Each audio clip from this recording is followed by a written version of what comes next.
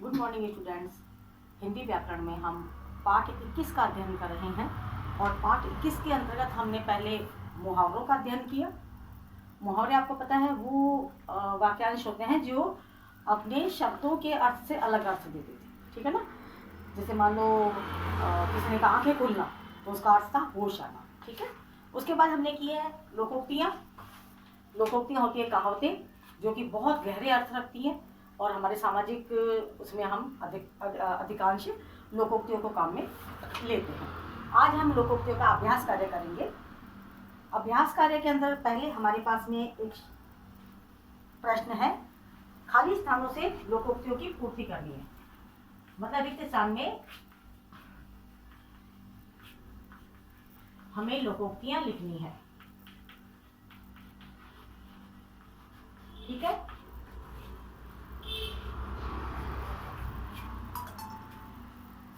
पहला है, पहले मैं लिखूं फिर आपको उसका अर्थ समझाऊंगी। हथेली पर डैश है, नहीं जमती, नहीं जमती, तो आएगा यहाँ पे सरसों। अभी मैं आपको इसके सबके अर्थ समझाती हूँ। हथेली पर सरसों नहीं जमती, कोई भी काम एकदम नहीं हो जाता, हमें उसके लिए सब्र करना पड़ता है, धैर्य रखना पड़ता है, ठीक है। नंबर 2, जिसकी डैश उसकी भैंस। कल मैंने कई बार समझाया था आपको। तो जिसकी क्या आएगा खाली स्थान में, लाठी। जिसकी लाठी होगी उसी की भैंस होगी, यानी कि जिसके पास ताकत है, साम्राज्य उसी का हो जाएगा, ताकतवर की जीत होती है। थर्ड नंबर पे है हमारे पास, अंधों में डैश राजा। तो सब ब्लाइंड है, सब अंधे हैं, उनके अंदर एक आंख वाला व्यक्ति राजा बन जाएगा। कम कोई सबके सब अनपढ़ हैं, उसमें से कम पढ़ा लिखा व्यक्ति हो जाएगा। 5 ही पास में, भाई बहुत पढ़ा लिखा है, सब उसके पास लेटर पढ़वाने आएंगे, सब उससे पूछेंगे, क्योंकि बाकी सब निरक्षर हैं, अनपढ़ हैं। इसलिए आगे है आपके पास में, यह मुंह और कहावत बनेगी मसूर की दाल। यह मुंह और मसूर की दाल, इसका मतलब होता है योग्यता से अधिक प्राप्त करने की इच्छा। उसकी योग्यता नहीं है लेकिन वो उससे ज्यादा प्राप्त करने की इच्छा रखता है, तो अक्सर कहते हैं ये मुंह और मसूर की दाल। पहले योग्यता प्राप्त करो, उसके बाद में उस चीज को प्राप्त करने की इच्छा रखो। आसमान से गिरा,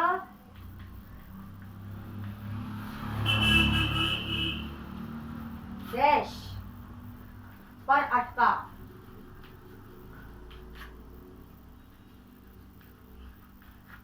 आसमान से गिरा, खजूर पर अटका। इसका मतलब है एक मुसीबत से निकला और दूसरी मुसीबत में गिर गया। एक मुसीबत से हटा नहीं, उससे पहले ही दूसरी मुसीबत आ गई। तो हम कहेंगे कि आसमान से गिरा और खजूर पर अटका। हथेली पर सरसों नहीं जमती, इसका मतलब है कोई भी कार्य एकदम से नहीं हो जाता। जिसकी लाठी उसकी भैंस, इस कहावत का अर्थ है जिसके पास ताकत होती है, साम्राज्य उसी का होता है, यानी कि शक्तिशाली की जीत होती है। अंधों में काना राजा, कम पढ़े लिखे लोगों में, ठीक है ना, कम पढ़े लिखे लोगों में, मूर्खों में, यानी कि मूर्खों में थोड़ा सा कम ज्ञान वाला व्यक्ति भी आदर पा जाता है। ये मुंह और मसूर की दाल, इसके लिए हम कहेंगे कि योग्यता से अधिक प्राप्त करने की इच्छा। पहले हमें योग्य बनना है, उसके बाद में हमें उस चीज को प्राप्त करने की इच्छा रखनी है। आसमान से गिरा, खजूर पर अटका। आसमान से गिरा, खजूर पर अटका, एक मुसीबत से छूटा और दूसरी मुसीबत में आकर के फंस गया। दूसरा प्रश्न है हमारे पास, हमें अर्थ लिखने हैं लोकोक्तियों के। अर्थ लिखिए। अंधों में अंधा क्या चाहे, दो आंखें, आपको जो चीज चाहिए वो मिल जाए तो हम क्या कहेंगे, अंधा क्या चाहे, दो आंखें, यानी कि मनचाही वस्तु मिल जाना। क्या कहेंगे, मनचाही वस्तु प्राप्त कर लेना।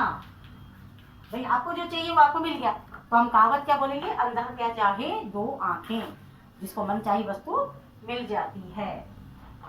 एक और एक 11, एक और एक 11, एक और एक तो वैसे दो होते हैं, आप कहोगे मैम एक और एक दो होते हैं, लेकिन इसका मतलब है एक और एक 11 होते हैं, मतलब एकता में बल है।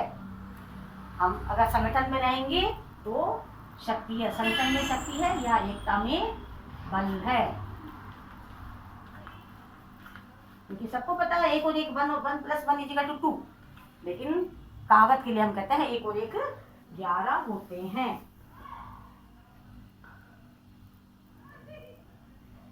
ऊंची दुकान फीका पकवान,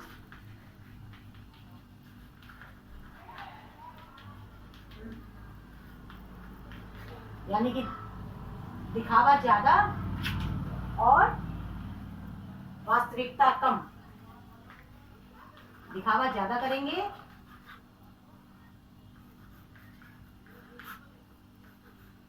वास्तविकता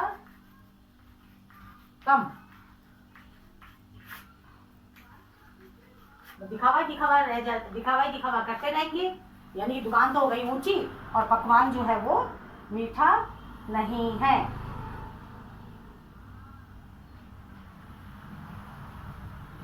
अंधा पीसे कुत्ता खाए, अंधा पीसे कुत्ता खाए, इस कहावत का अर्थ है बनाए कोई और खाए कोई, कमाए कोई और खाए कोई।